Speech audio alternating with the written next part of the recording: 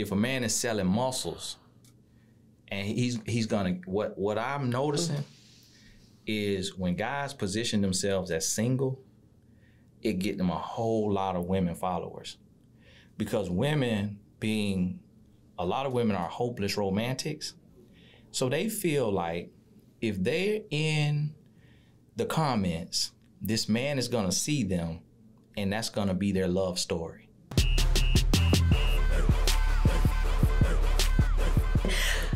Tony Gaskins in the building in what will be our bar. We ain't got no alcohol, but I seen the shoe over there. It's for a wine bottle. Okay. They don't understand. Like you take the shoe and you lay like the wine bottle in the back. But we just moved in here. Just got finished painting. They put up the lights today. Just you know what I'm saying? Yeah. No, what's amazing is like you drove all the way from your city. I ain't gonna tell what city you in. I don't want to know your business out there, but you know what I'm saying? You done pulled up in a Sprinter van and shit. I'm like, damn, Tony, like I'm in the wrong industry. That was my dream, you know. Okay. When I started speaking, we would drive 20 hours to an event, trying to save money from flights. Because you got a team with you. Producing it out of pocket. Okay. And so when you do a seminar, you may make $3,500, $5,000. Okay. It's not a lot of money. So you really doing it off of just passion. Okay. And a lot of people don't understand that. They think it's money. So we driving in a Tahoe, you know, which is cool, but I just had this dream of having me a Sprinter so I could kind of relax. All right, Tyrese. You know, Tyrese pull up everywhere here in Atlanta in a Sprinter van. So, I mean, I was like, damn. I'm like, I didn't ride to the house. I'm in a little Escalade. It's a soccer van. Look, it's a soccer van. You got them kids in there. Right. But just in case our viewers are not familiar with who you are, I mean, you are pretty big in your field. Like, I mean, you definitely dominate. You ain't been at the center of no scandals. You know what I'm saying? But I want you to introduce exactly who you are, because I don't want to make no assumptions and kind of label you one way and, you know, it crosses you with somebody else's lane. Who is Tony Gaskins? You know what? I got a motto that I live by. Okay. And it says, as you learn, teach. Okay. So honestly, that's all I started doing. I wrote a book in 2007 when I was 22 years old. And that's because I was transitioning from the street life. And I had a friend, she said, Tony, you should write a book. Because I talked to her, I said, listen, talk to your brother about dating white women and just make sure that he's doing this organically and authentically. And he's not doing it out of self-hate. You want mine? Keep talking. And so she said, well, you talk to him. And I was like, that's your brother. Okay. And then she says, Tony, you one of the biggest players that I knew, so you should write a book. I said, do me a favor, because I was getting married. I said, give me 10 questions from your college friends, and I will answer them from a male perspective, no holds barred. And that's what really helped me transition from the street life, because I was hustling. I can't see you as a dope dealer. What was your choice of product? I was selling weed. Oh, okay. It was my cousin was like the upline. Okay. He was big in our area. Okay. And when you get out there, they won't let you touch anything white, because they say you can't sell white stuff because that come with a lot of time. If you get caught with weed, you can make good money, but you know. And so it was like the thing that you do when you lost. Okay. I was a college football player too. Oh. And I was a star basketball and football player all through high school. Okay. So I went to college on a full football scholarship. And when I was there, I kept getting injured. And so just feeling lost. Damn. Feeling insecure. Okay. I wanted to do something trying to make it. And so when you grow up, you see 3 options: dope boy, athlete, or overworked and underpaid, like your parents. And so I didn't know about being a doctor, being a lawyer. You know, I didn't see that. I tell people that all the time. I never saw a black doctor coming up in Florida. I never saw a black lawyer. They were all from the Middle East, or they were white, or they were Asian. Black people we were on food stamps. We were on Section 8, you know? Right. It wasn't enough representation. Yeah. So I tried to do it the right way. Okay. And I said, I'm going to play sports. And it didn't work out. Then I said, I'm going to try to work. And I didn't really like it. You know? And then I said, I'm going to do what my cousin's doing. Okay. How long were you in the weed business? 5 years. Damn, that's a long time. It's a long time because, you know, you putting your life at risk. Yeah. And so for me, I was like a go-getter. So I would be hustling 21 hours out of the 24 hours.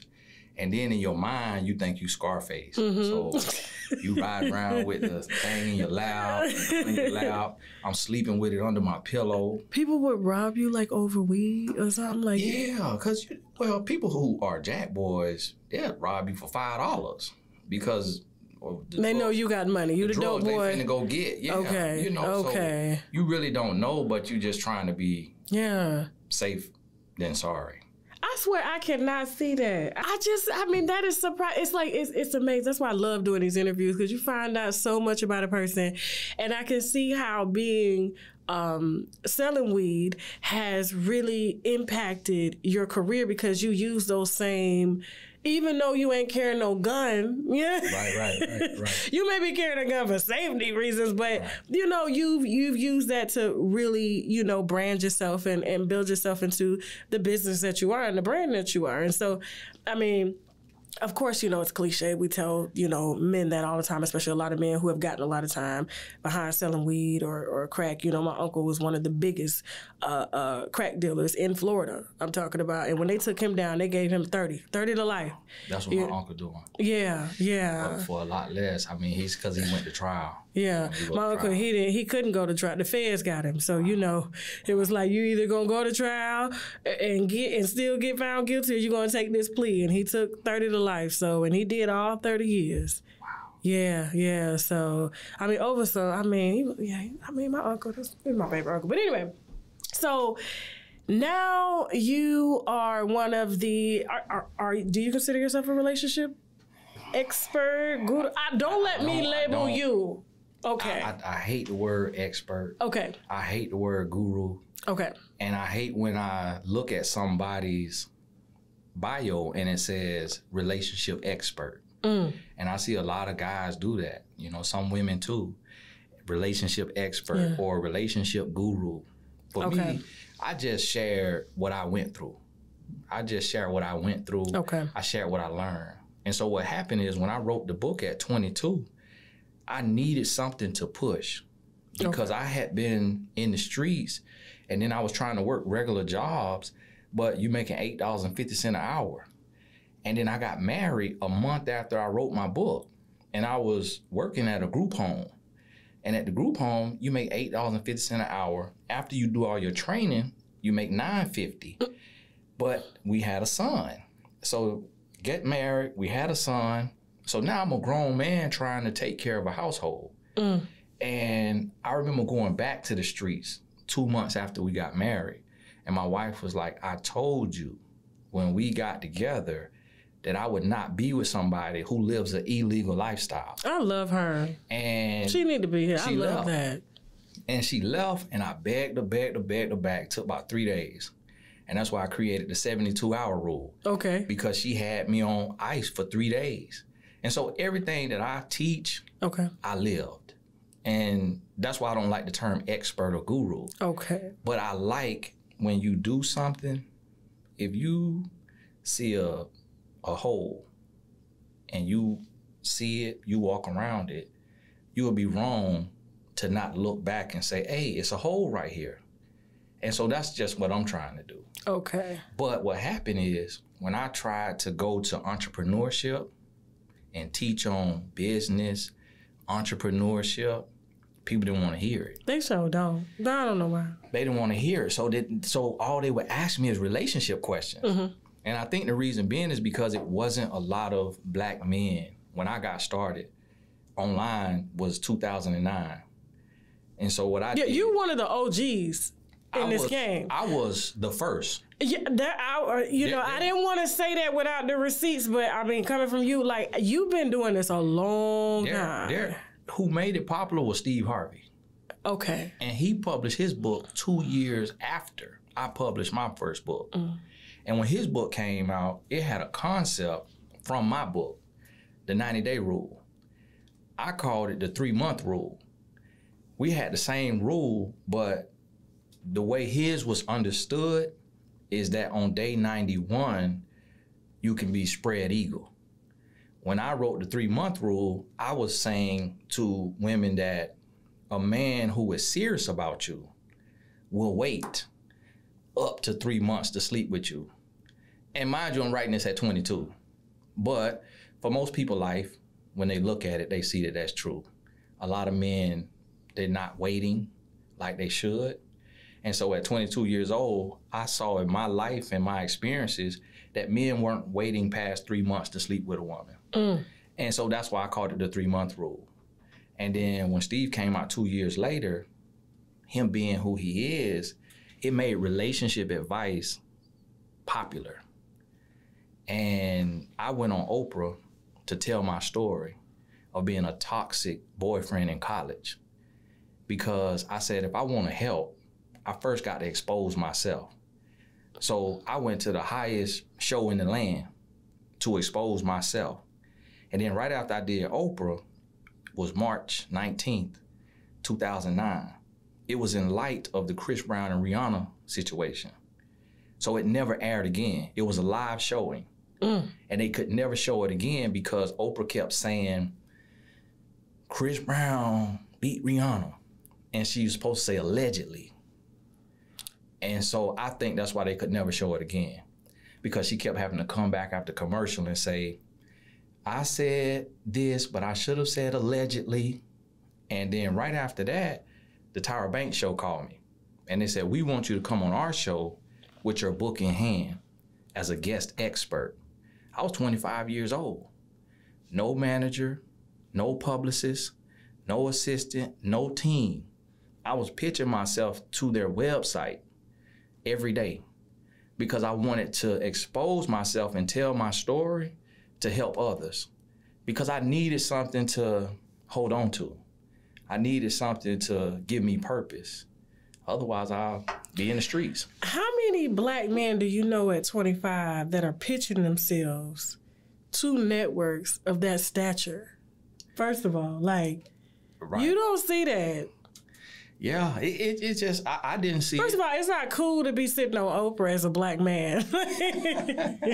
Talking about make a man wait 90 days. Like, right. I mean, were you attacked a lot by like men for your message? Yes, and still to this day, because they think that I was just answering questions in the book. It was 10 questions. Okay.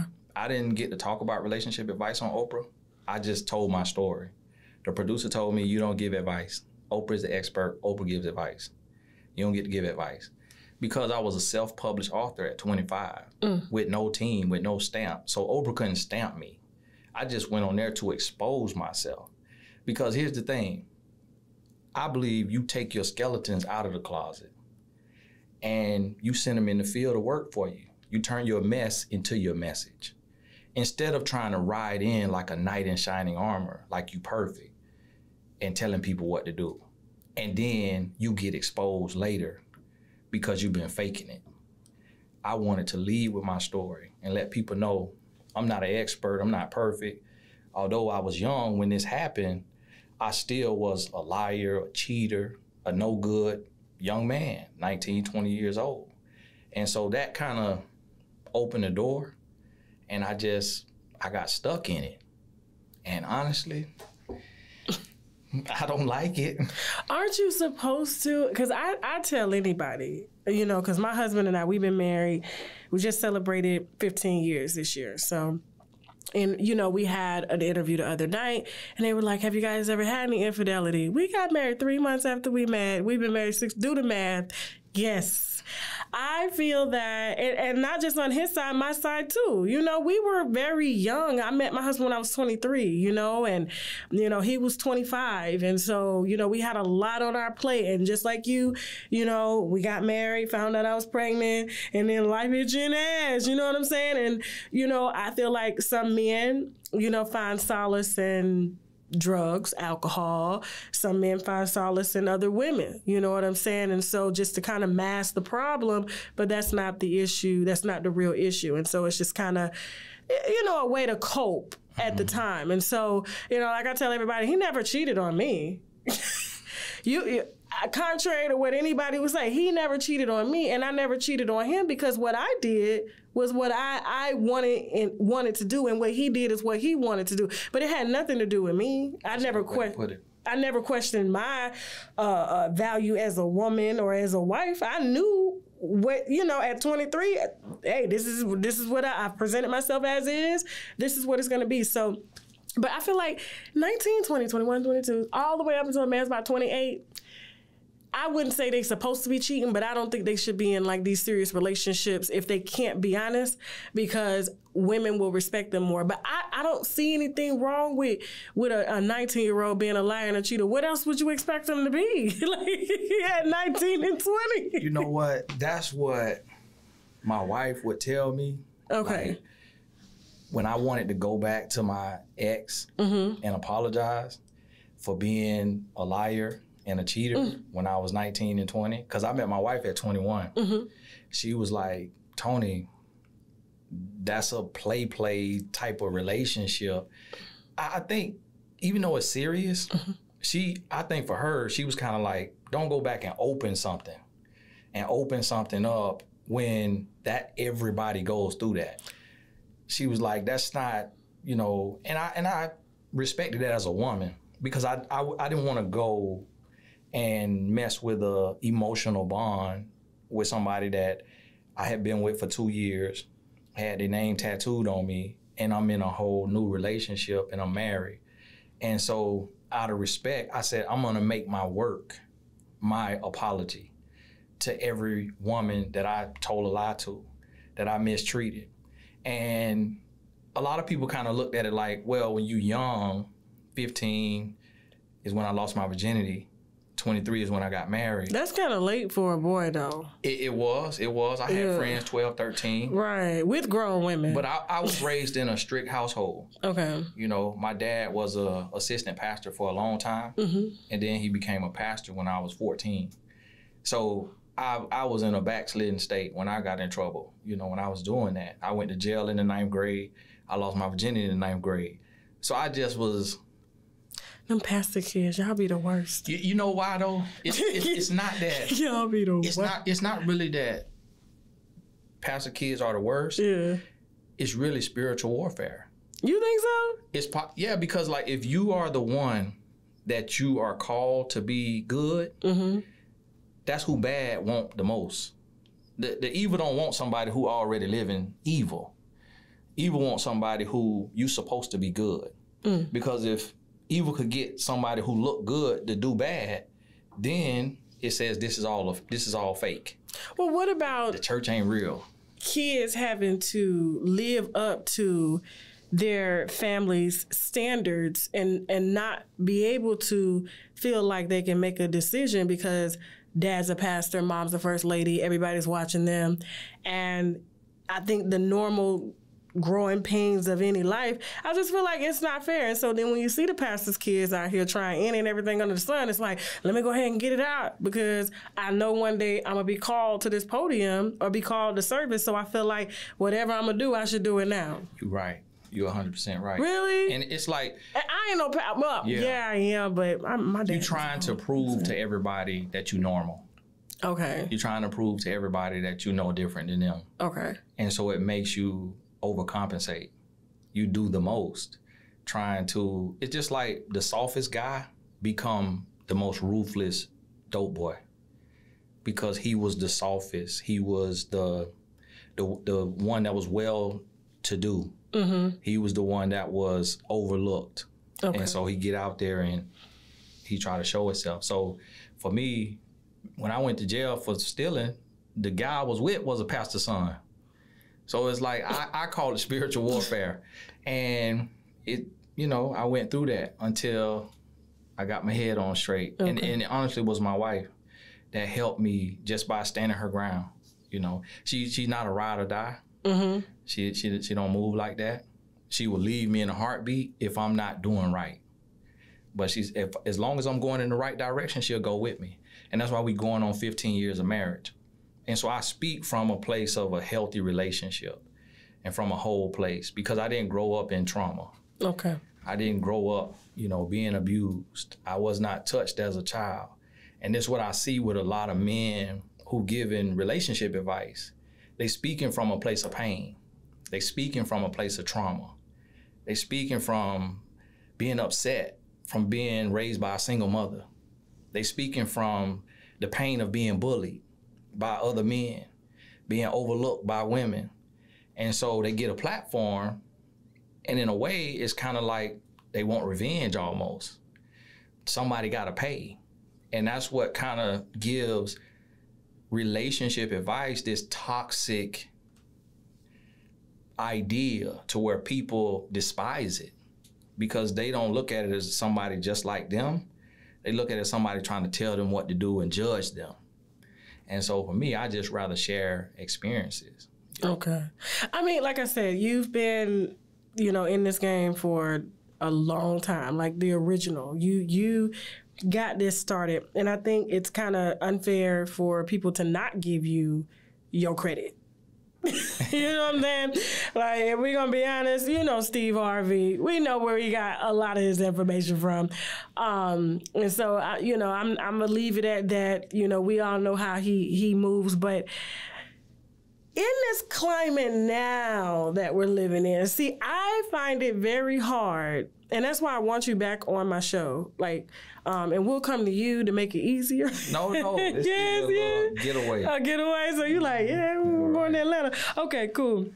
Be careful out here now. Right. Be careful out here in the A. Hey, you in the A, okay? We moving safe and we moving smart. You know, women out here, they see Sprinter van, black men, like, we got women there. You know what? The women are my least of worries. Okay. And that's why I tell men. Okay. I tell men all the time, because men, a lot of the narrative today is men saying women cheat just as much as men. That's what people say. But if a man has ever been a man who dealt with a lot of women, he knows that's not true. A broken woman, a woman who is hurting, she may cheat, but there's no women in my DMs. There is not. You could go through my DMs. There's no women shooting their shot at me in my DMs. Now, Tony. I will show you. I'll bring you my phone. There is no, and people don't believe that. There is no, because honestly, I have found out the hard way that a woman is created for love on average. You have exceptions to the rule, but the women who have shot at me, they literally are prostitutes. They literally are porn stars. Oh, so you saying women, like wholesome women, not the whores. But even the ones that are loose, I can count on one hand. I can tell you old school. He said loose. Yeah, I call it loose booty. The ones who loose, I can count on one hand how many have come to me. And just like direct. What about men? There have been more men that have come in my DMs trying to holler at me than women. Okay. Because it's men. But see, these guys, honestly, I felt like it was a setup.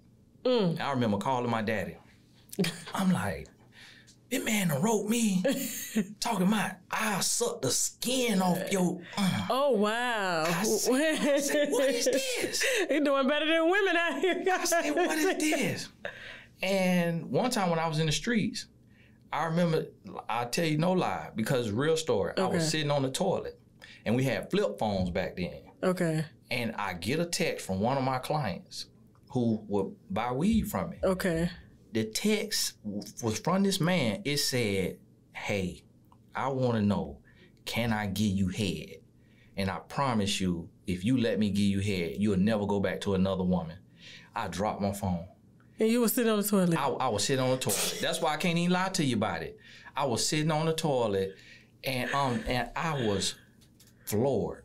Because that was the first time no, actually it wasn't. When Black Planet, when I was playing football in college, a guy DM'd me. Okay. He wrote me on Black Planet, I think it was called. Mm-hmm. Black Planet. Listen, I wasn't on them. And he said. Jasmine said yes. he said, I'm a DL brother, and I want to know, are you too? I didn't even know what it was. I had to ask people. I say, what is a DL brother? For me, that meant defensive lineman. I played football. Somebody said that means down low. So what happened is guys they would look at you and they would judge you. They would judge you just based on how you look. I guess they would say, oh, he looks sweet. And my mama, she traumatized me growing up, not in the real trauma, but she would always say, hey, Tony, she say, you're a good looking man. But she was like, one thing I've seen is that all the fine men be gay. She would always say that. And then my dad would be like, leave that boy Your parents from Florida? Yeah. Yeah, that's all. And I had a cousin who was said to be a handsome guy. Okay. And he turned out gay. Yeah. And so from that, it kind of, sometimes when in that environment, your parents be scared. Yeah. Well, for me, I've been grabbing girls' booty since kindergarten. Okay. So I knew what I was on. Yeah. But it just. Well, scientific research now, they can pretty much tell when the child is a toddler which way the baby can go. Yeah. I ain't know that. Yeah. There's so much. They've been following and documenting LGBTQ lives to prove the theory that they are born this way. So it's not something. Now, if someone violates them, like an adult violates them, that could change the course of action, but it's not something that they voluntarily wanted. This is just something that they grew to like out of abuse. You know what I'm saying? And that's a whole nother topic. Right. So, but yes, most times LGBTQ, like, yeah, they're born that way. And people try to say, no, that's not true. It is. God is perfect in all ways. And, population control, yes, they trying to tell Chinese people 2 babies at once, maybe 3. God has his own way of stabilizing the planet and how things should be. Right. And, the worst thing we could have done was tell people who were born, being themselves to not be themselves. Right. My thing is, I don't speak on I understand. what I don't understand. I understand, yeah. And so I see individuals who have that struggle of being ostracized and alienated. Right. And I can't imagine what they're going through. So I just, It's the worst type of depression that you could probably think of. Like, I was depressed, because of my childhood. But, when I had a best friend that was gay. She was lesbian. And the only person she could tell was me. And her mom, and I'm like, Mom, your mom ain't figured this shit out that you like, you ain't had no men come around here. Right. And to this day, her mom's Floridian, and she cannot tell her mom what she does. Right. You see what I'm saying? Yeah. But you ain't got no grandkids yet. Yeah. And it's like the mom knows, but it's like there's still this hush thing. And just imagine living in the dark, like you not being able to express your love to your wife. Right. Yeah. Imagine as a heterosexual man. You know what I'm saying? I know that's a tough lifestyle. It's tough. I got gay cousins, women, and an aunt, aunties and cousins. But what I saw is they went that way. They could have been that way, but they went that way after being abused by men. That's what I'm saying. That's a whole nother. Bad by their husband or their boyfriend, and then they say, "I'm done with men. I'm going to women." Now, they could have been on that before, and I just didn't know. But to me, I always just saw it as they would do it after they went through a whole lot of mess. And so for some people, it looked like a choice. And I just kind of, I didn't know if they was, you know how some people, it's like they saying, I'm going to try this. Right. And I don't know if they doing it just to, you know, so being that I don't understand it, I don't speak think about it. If you had a man beating on you your whole life and then it's a woman who shows you nothing but love and respect and you build a relationship and you feel you're safest with a woman, naturally, and that's why I said abuse kind of opens up a whole new theory, like not even a theory, just a different perspective as to why people make the choices that we make. But I say this to say, because when you say there's nobody in your DMs, I'm like, I find this is 2021. But that's the honest truth. Ain't no women. Well, after this interview, I'm sure the winos, because they some hoes, they going to be in your interview. They going to be in your DM. Look, you know what? They were trying to holler at my best friend. They was like, is he married? Yes, he's married. They don't care. Right. Yeah. But honestly, I have found that for the most part, women respect the married man. I honestly, where these women at that you talking about? But see, listen, I have 3.5 million followers online between Facebook, Instagram, and Twitter. Right. And I just started doing YouTube heavy in the end of 2019 and then through 2020 because of situation we in. And so YouTube grew from me doing that. When I started doing it, I had 50,000 subscribers. So it grew over 300,000 people in that year from me doing videos regular. But from that, I honestly can tell you, women do not shoot their shot at me. They see that I'm married. I think it'll be different because some relationship coaches, they don't show a woman. They don't show a wife. Some men who talking and some men who positive online, they don't show a woman. They don't show a wife. And so I show my wife. When they go to my page, you can see my wife. And I praise my wife and I promote my wife because I feel like most women, if they got any sense, they're not going to try me. And then if they watch me at all, they see that I'm very transparent. So they know if you do try me, I'm going to be talking about it in my next video. That's why. I knew it was something. Listen, I was just like, Tony, ain't no. You done warded off the dogs. That's what happened. That might be. Because I tell everything. Because I want to teach from. They already, listen, my husband got 1,000 followers. Every time I post him and add him, they in the DM. Really? Men and women, yes. And he just be like, what the? Yeah. That's crazy. And they try to set him up. I think it was a transgender that called me one time. She was like, I got a tape of your husband. I was like, well, upload it. Wow. Oh, yeah, they try. That's why I'm just like, really, Tony? Come on now. Really? Yeah, but that's real. And maybe that's probably why. Like, you're going to be like, at Miss Sherry Pinkard, such and such, don't try me. Like, no, that's a good strategy. Right. That's a good strategy. It wasn't intentional. Okay. But I just feel like some women, they'll have a lot of followers and they'll have a blue check. I mean, I could have never heard of them. And they'll say, the DM will say, hi, Tony. And I just don't respond to it. I show my wife, I screenshot it, I send it to a few of my homeboys, and I say, hey, this how they coming. But to me, I look at it as a woman trying to start a conversation, and I look at it, when I see those women, but they're not saying nothing, they just saying, hi, Tony, or they're saying, how are you? I look at it as these are women who feel so beautiful that they've never interacted with a man and that man didn't try to shoot his shot. So I feel like they're trying to get on my radar to see if I live what I share online.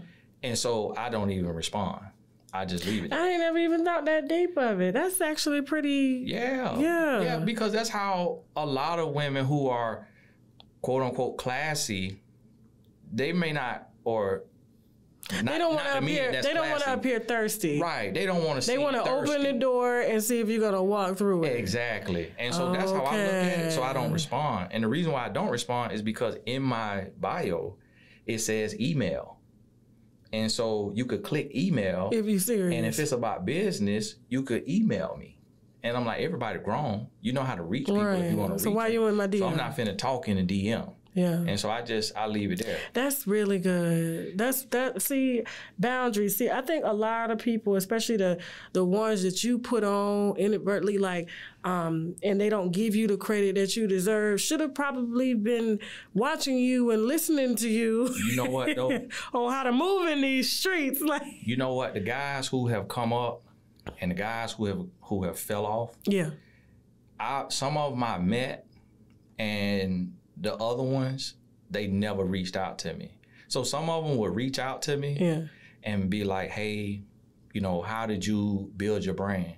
And for me, there was no strategy to it. It was just me just being authentic. Mm-hmm. But they wanted to know. It was a couple of them. But then I realized they were in it for the money. But see, this is the thing. People didn't realize that there was no money in relationship coaching. There was no money in relationships. When I wrote my book, my royalty checks were $300. What? You get 4 a year. And so this was 2007.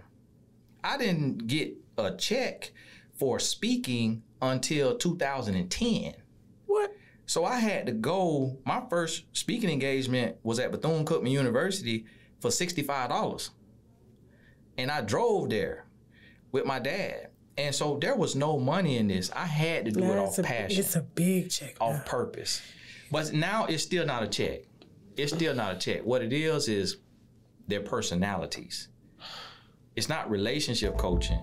It's if a man is selling muscles and he's gonna, what I'm noticing is when guys position themselves as single, it get them a whole lot of women followers. Because a lot of women are hopeless romantics. So they feel like if they're in the comments, this man is gonna see them and that's gonna be their love story. That they're gonna meet this man. It's the same reason why they tell R&B artists, don't say you got a girlfriend. Don't say you got a wife, because it's gonna kill your sales. So a lot of men who teaching positivity, it could be on real estate, it could be on stocks. They don't show you a woman. It's like, you talking about stocks. Where your girl? Why you don't show your wife? You talking about real estate investing. Why you not showing your wife? Men do that because women have. I just got a DM from a woman when I was sitting outside, and it said, "Hey Tony, I'm looking at this guy. He has a large following, and I want to know, do you think we would be a good match?" And this guy does what you do. He has a podcast and it's growing and he's getting a lot of views, but he's a single man.